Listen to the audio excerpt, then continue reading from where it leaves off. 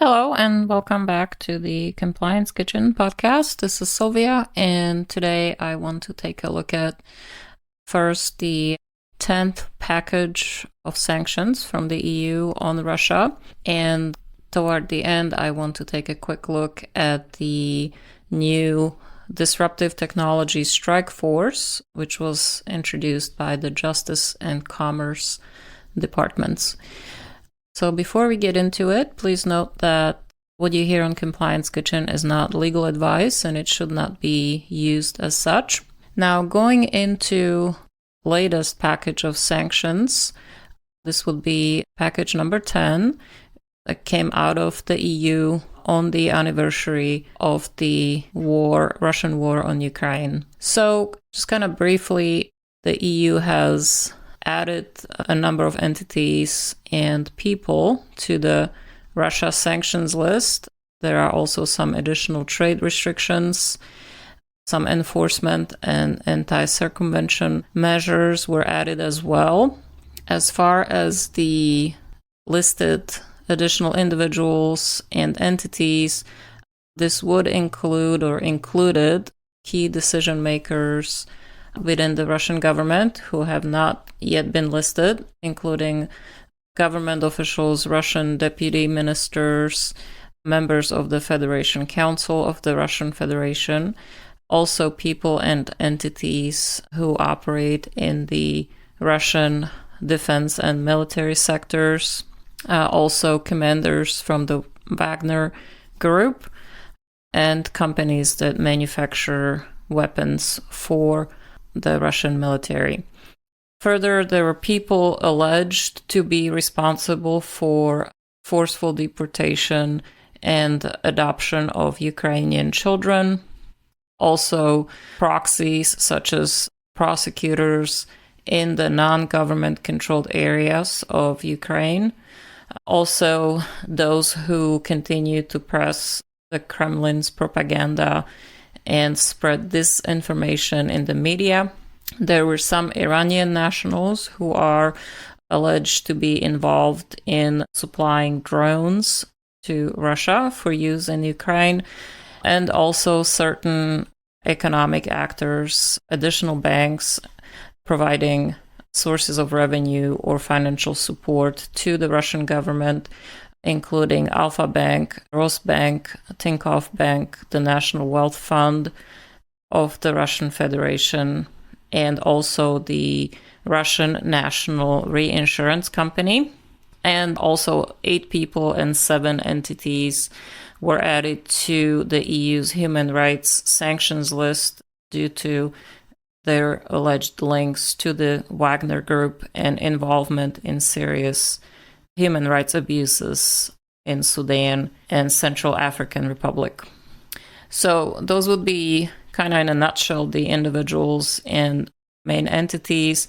As far as the trade sanctions, the EU adopted additional export bans on industrial goods and technology such as electronics, also machine parts, parts for trucks and jet engines, and goods for the construction sector that can be used to support the Russian military armed forces and military. The EU also extended the list of restricted items that could be used to contribute to Russia's military or to the development of its defense sector.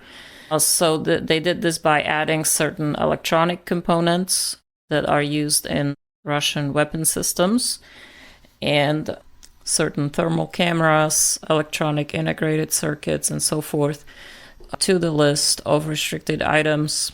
And also there are some further restrictions on imports of goods which can generate significant revenue for Russia, including synthetic rubber. And the EU also added Iranian drone manufacturers and additional 96 entities to the list of those who directly support Russia's military. The EU also introduced some measures to help with anti-circumvention of these restrictions. one of them being an obligation for operators of aircraft to notify their competent authorities of any non-scheduled flights. And also there is more detailed reporting obligations on funds in frozen accounts that were subject to any move in the 2 weeks preceding the listing.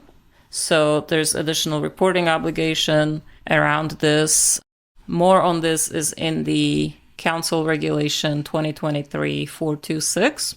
And also there's some additional reporting obligations to the EU member states on and to the Commission on immobilized reserves and also assets of the Russian Central Bank. More on this is in the Council Regulation 2023-427. Also, there is a prohibition on transiting dual-use items, goods and technology from the EU through Russian territory. If you need to take a closer look at this 10th package of sanctions, that would be in the Council Regulation 426, 427 primarily. And now moving on to the other topic, which was the DOJ and the Commerce Department. They announced a creation of Disruptive Technology Strike Force. This is a joint venture that encompasses more than 10 cities and aims to enforce U.S. laws to protect advanced technologies from illegal acquisition and use by certain nation-state adversaries. So just a little bit more on this. So the strike force will operate in 12 regions of the U.S. and will be focusing on prosecuting criminal violations of export laws, enhancing administrative enforcement of U.S. export controls, and leveraging international partnerships to coordinate law enforcement actions and disruption strategies, among other activities. Again, the goal is to prevent critical technologies from being acquired or used by certain nation-state adversaries such as China, Russia, North Korea, and Iran. So that's my quick update for today. And as always, thanks for stopping by in the Compliance Kitchen.